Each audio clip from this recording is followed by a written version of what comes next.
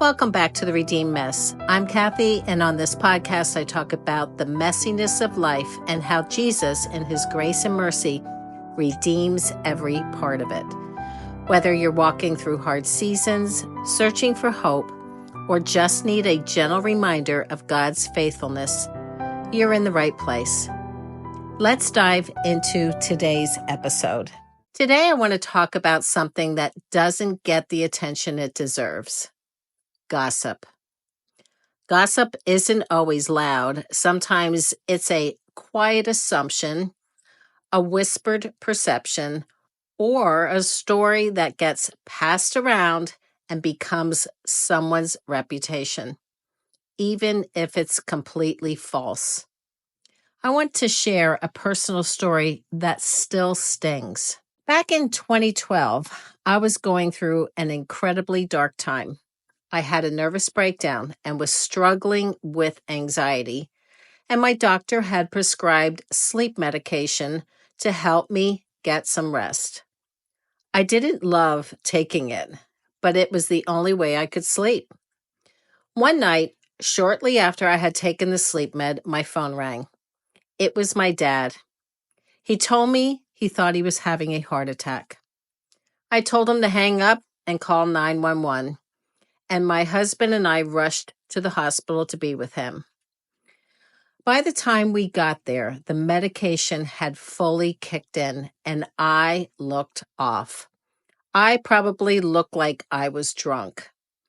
There were family members there that I hadn't seen in a long time, and what I later heard was that they told others I had shown up drunk.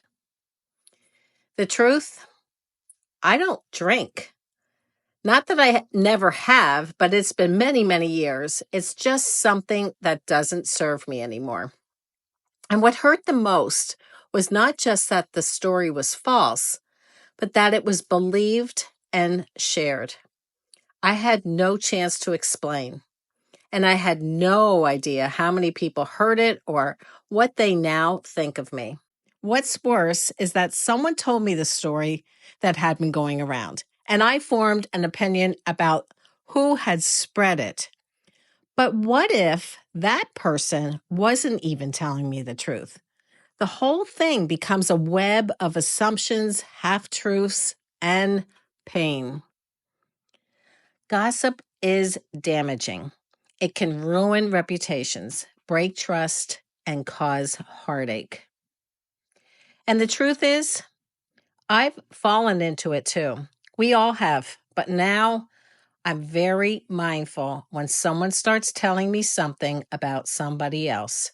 I ask myself, is this true? Is it helpful? Is it even my business?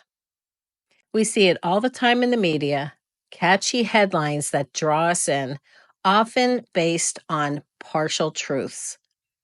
But as believers, we're called to something better.